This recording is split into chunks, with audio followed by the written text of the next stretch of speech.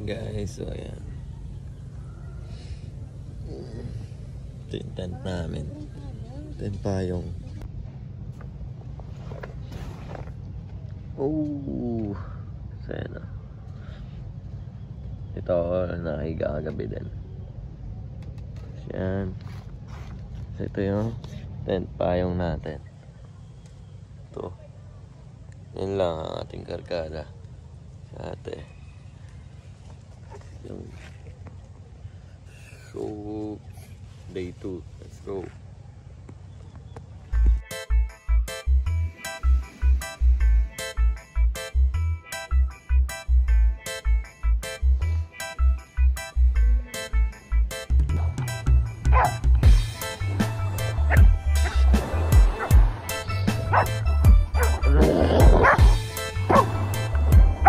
Gaway pa.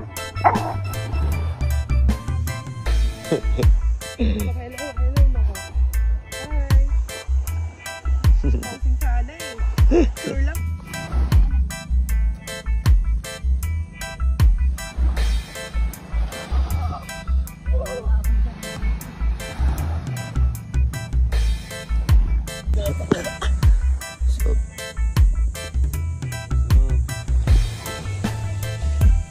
It's good.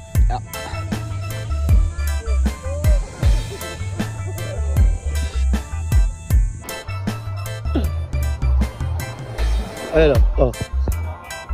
Diyan, bilisan mo. Ayan. When you wake up in the morning, you have to... Yes sir, yes sir. Okay. This is what you call the morning jog. And Lilo. So here we go again. We're running with Dear the Great. Yes, yes. Yes, sir. Yes.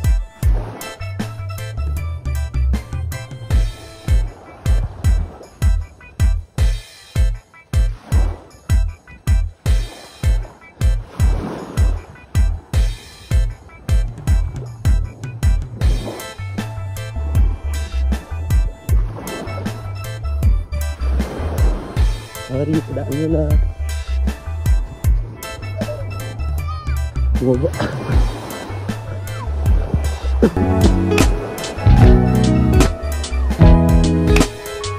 Punta kaya tayo doon.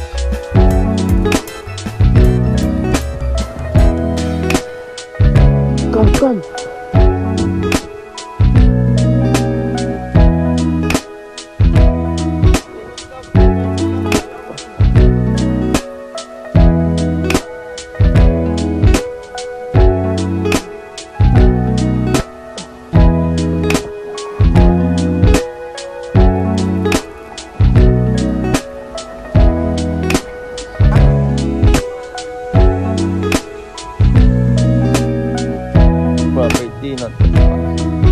Ayan na.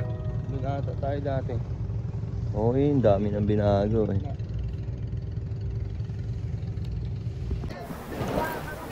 Ayan, naglaro mo namin dito ni Reggie or Ray na heading, practice heading mo namin dito. Ayan, kahit sandali lang. So, every time na mag-outing kami ay lagi kami na may dalang bola. Minsan wala, yun. Habulin eh.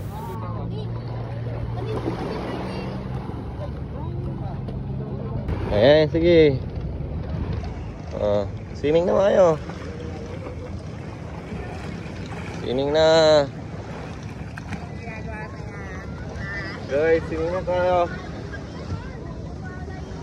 Nasubi na tayo mamaya ng alas 2.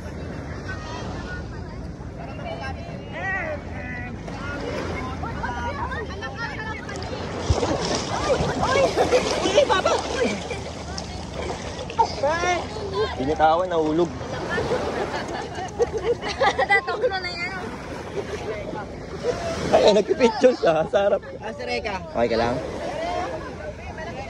Okay ka lang? Nakainom ka? Nakainom ka? Konti. Konti lang. Okay lang, upo ka dito. Upo ka muna rito. Strong yan, strong. Strong yan eh. Sinikan na. Ayan, nakabitaw yung alaga ni Reka.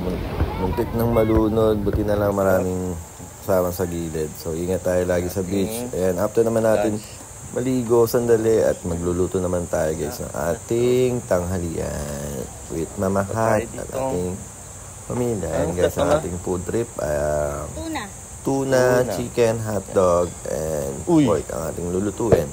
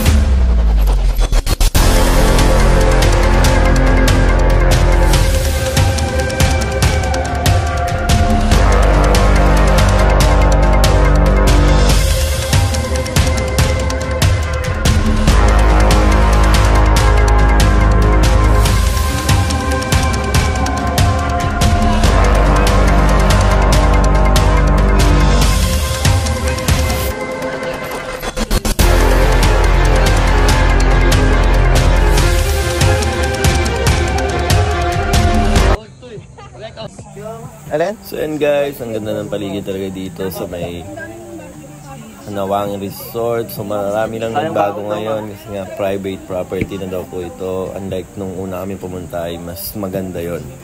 So ngayon, mas maraming nagbago sa mga pupunta dito. Magdala ng mahabang pasensya at malaking wallet. Siyempre lahat may mababayad na basta pumunta kayo dito. So, sobrang mahal ng bilihin. Kaya, syempre, be ready.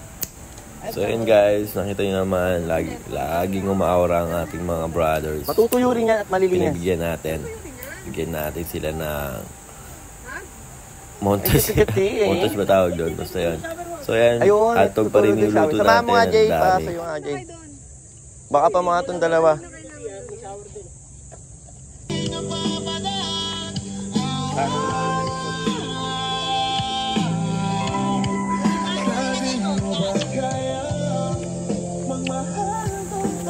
And guys, yung tuna na ihawin natin at ito, saktong-sakto siya dito sa pang-ihaw na ating nirent.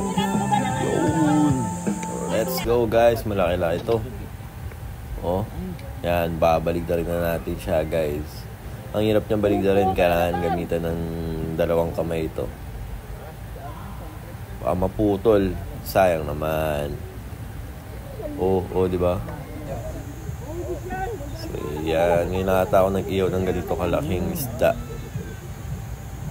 Siyempre, pagka mag-iilog o dagat ka na naman, pwedeng bumili nito. Pero kahit hindi ka naman mag-iilog at dagat, pwede naman kayo kumain nito. Basta may pera kayo, di ba? Kasi maraming pera dyan. Kaya na kayo nakain ng masarap. May pera naman kayo eh. Alright. Ayan guys, luto na yung kabilang side at kabilang side.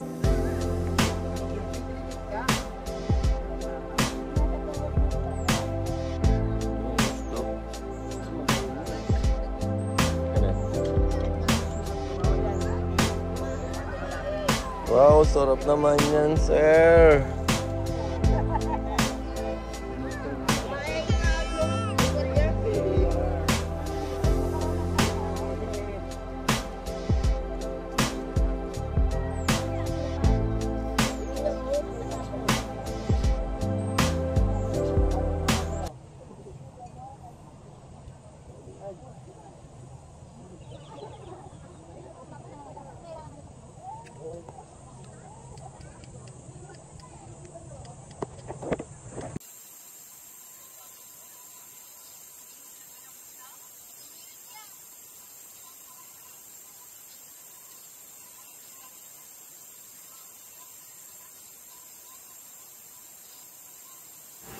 Yan, after kong mag-ihaw or iwan si GR sa ihawan, ay pinunta ko naman si Oliswell dahil nagbanlaw daw siya sa dagat. Hindi niya alam, madudumihan din yung paa niya ng buhangin. And guys, so hawak-hawak niya pa yung tsinelas niya at sinusundan ko siya. Nakalabit ko siya. Ayan, nakita niya na ako ngayon. So, nagpuna siya ulit. So, So, after naman nun, ay pumunta kami dito sa may kadugtong nung pinag-stayan namin. So, yun guys. So, kasi inarangan na siya. So, may mga diversion na ng mga pag-aari nila. Yun yung property nila, syempre. So, ito yung kadugtong. Ilog to guys, ha. Ayun yung bako do. So, may mga private property na alagay. Ayan guys, andito tayo ngayon naman sa ilog. Ayan o. Ilog dito sa Anawangin. Kanina nandun tayo sa may ano. Doon tayo, no? Sa may bato-bato. Hindi, bago to mag-ano eh. Diba ito? May tulay doon sa gitna. Ayun! Yan. Lagpas niya. Okay, may doon sa kabilang sa harap doon.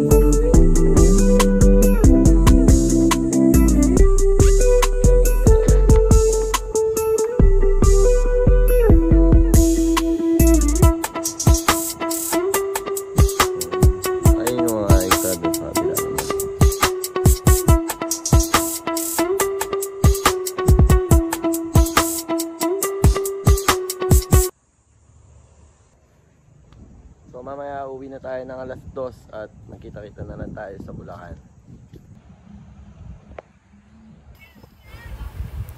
Ngayon naman guys ay magigilid kami dito sa may dagat. Dun sa bandang Mabato, doon kami maliligo ngayon. Kasi nung first time namin dito ay hindi kami nagtagal dun sa gilid ng isla.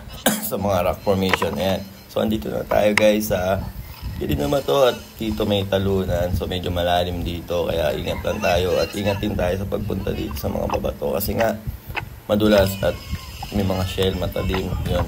Magkukos kayo ng mga sugat pag kayo nadulas. So ayan, talo na tayo at enjoy na mga brothers. Foreigners brothers. Let's go!